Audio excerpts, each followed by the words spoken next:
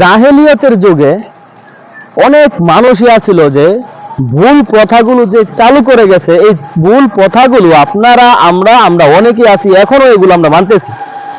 তার মধ্যে একটা জিনিস আছে যে কসম কাটা। কি কাটা ভাই? তার মধ্যে একটি হলো কসম কাটা। দেখেন, কসম কাটা প্রসঙ্গে আমরা আজকে একটু আলোচনা করার চেষ্টা করব। এই ভিডিওটা থেকে আপনারা জানতে পারবেন যে কসম আপনারা কাটতে পারবেন কিনা। অনেক আছে মায়ের নামে, বাবার নামে, বোনের নামে, মায়ের দুধের কসম খাই, মার কসম খাইলাম, বাবার কসম খাইলাম, এই সকল কসমগুলো খেয়ে থাকে, এই সকল কসমগুলো কেটে থাকে। এগুলো কি করতে পারবেন কিনা বা এগুলো করা যাবে কিনা, ইসলাম এগুলোকে সমর্থন করে কিনা, এই কসমগুলোকে ইসলাম সমর্থন করবে কিনা, এই ভিডিওটা থেকে ইনশাআল্লাহ জানতে পারবেন।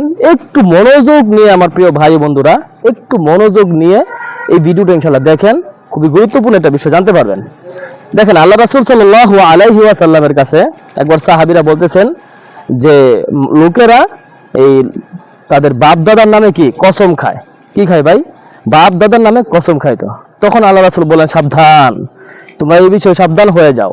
যদি তোমাদের কারো কোনো বিষয়ে কসম খেতেই হয়, কসম কাটতেই হয়, একান্ত আল্লাহর নামে তোমরা কসম করো।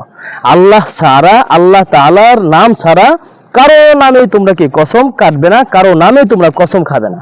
এটা আল্লাহর হাদিস, এটা আল্লাহ রাসূলের হাদিস।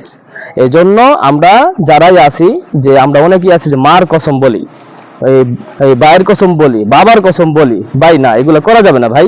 এটা হাদিস বিরোধী কাজ। এই কাজটা আপনাকে করতেই কোনো প্রকার অনুমতি নাই। এজন্য আমার প্রিয় ভাই বন্ধুরা, আজকে এই যে একটা ভিডিওটা আমরা জানতে পারলাম যে কসম আমরা কেবলমাত্র আল্লাহর নামেই কাটতে পারবো, একমাত্র আল্লাহর নামে কিন্তু আমরা কসম রাখতে পারবো। ঠিক আছে?